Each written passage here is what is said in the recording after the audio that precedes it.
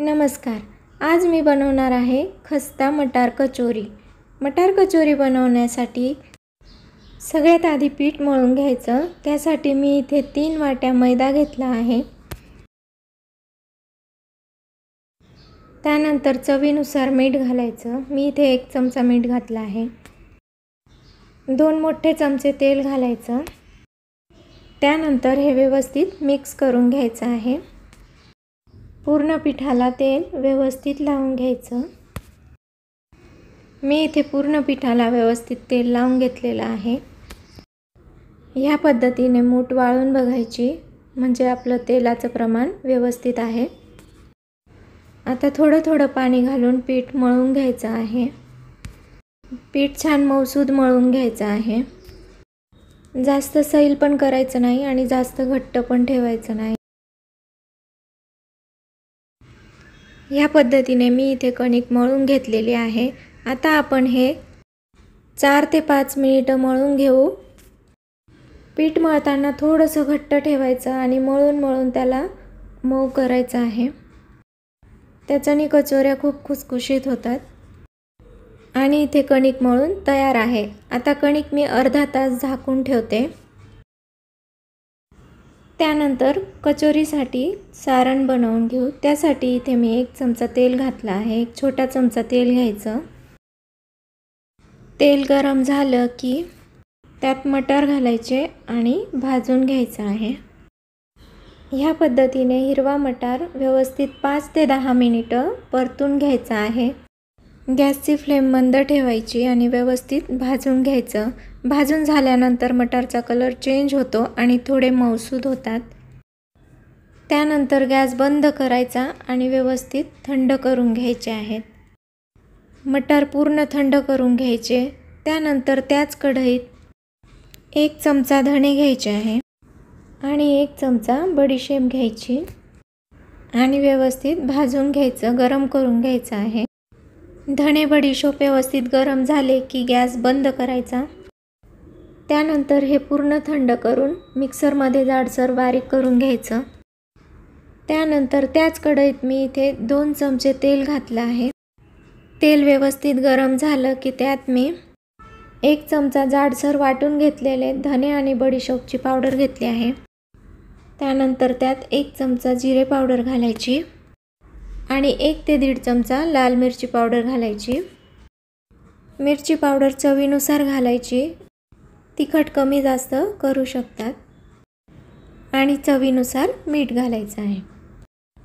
त्यानंतर हे व्यवस्थित मिक्स करून घ्यायचं. 1 ते 2 मिनिटं छान परतून घ्यायचं. गॅसची फ्लेम पूर्ण मंद करायची, नाहीतर मसाला जळू शकतो. त्यानंतर ह्यात 2 चमचे डाळीचं पीठ घालायचं, बेसन पीठ घालायचं. त्यानंतर हे व्यवस्थित 5-7 मिनिटं छान परतून घ्यायचं. बेसन छान भाजू द्यायचं आहे. आणि मसाला तयार झाला आहे. त्यानंतर मी इथे मटार मिक्सरमध्ये जाडसर वाटून घेतले होते, ते घालायचे. जास्त बारीक वाटायचे नाही. आणि आता हे मिक्स करून घ्यायचं. गॅस बंद करायचा आणि व्यवस्थित एकजीव करून घ्यायचं. मी हे व्यवस्थित मिक्स करून घेतला आहे आणि मसाला तयार आहे. हे मसाला पूर्ण थंड करून घ्यायचा आणि त्यानंतर कचोरी कशी बनवायची ते बघूया. वरून बारीक चिरलेली कोथिंबीर घालायची आणि हे व्यवस्थित मिक्स करून घ्यायचं. त्यानंतर मी हे काढून घेते आणि व्यवस्थित थंड करून घेते. आणि कचोरीसाठी लागणारं सारण तयार आहे. आता आपण कचोरी बनवून घेऊ. मसाला व्यवस्थित थंड झाला आहे. कणिक पण व्यवस्थित मुरली आहे. आता मी ह्याचे गोळे तयार करून घेते. आपल्याला मार्केटमध्ये मिळते त्या साईजची कचोरी बनवायची आहे. त्यासाठी मी इथे छोटे छोटे गोळे बनवून घेते. ह्या पद्धतीने मी इथे सगळे गोळे तयार करून घेणार आहे. मी इथे 8 गोळे बनवून तयार करून ठेवले आहेत. आणि अर्ध्या तासानंतर कणिक व्यवस्थित मुरली आहे. कणिक परत एकदा व्यवस्थित मळून घ्यायची. 5 ते 7 मिनिटं व्यवस्थित मळून घ्यायची. त्यानंतर कणकेचे छोटे छोटे गोळे तयार करून घ्यायचे. ह्याच पद्धतीने सारणपेक्षा थोडासा मोठा गोळा तयार करून घ्यायचा आहे.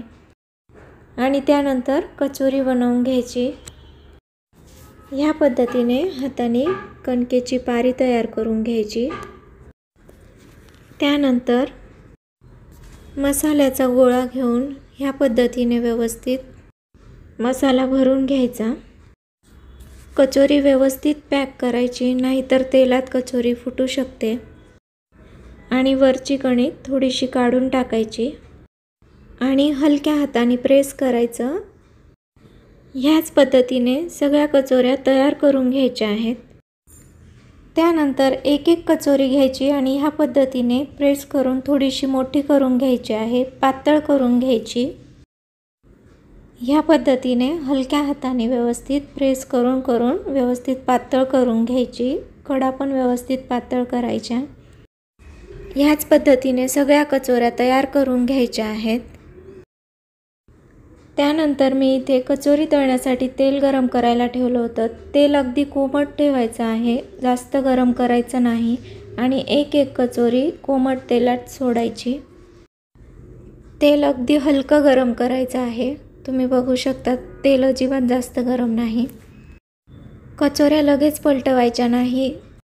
कचोरीची एक साइड तळून झाले की कचोऱ्या आपोआप वर येतात, त्यानंतर कचोऱ्या पलटवायच्या आहेत। कचोऱ्या छान वर आल्या आहेत। आता आपण हे पलटवून घेऊ। कचोऱ्या तळायला 15 ते 20 मिनिटं लागतात। कचोऱ्या दोन्ही साइडनी व्यवस्थित तळून घ्यायच्या आहेत। ह्या पद्धतीने गोल्डन ब्राउन रंग येतो तोपर्यंत कचोरी व्यवस्थित तळून घ्यायची।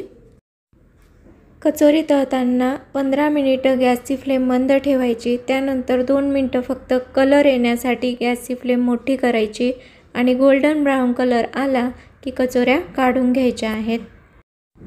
ह्या पद्धतीने कचोऱ्या खूप खुसखुशीत होतात। नक्की करून पहा। रेसिपी आवडली असेल तर लाईक करा, शेअर करा, कमेंट करा आणि सबस्क्राईब करा। धन्यवाद।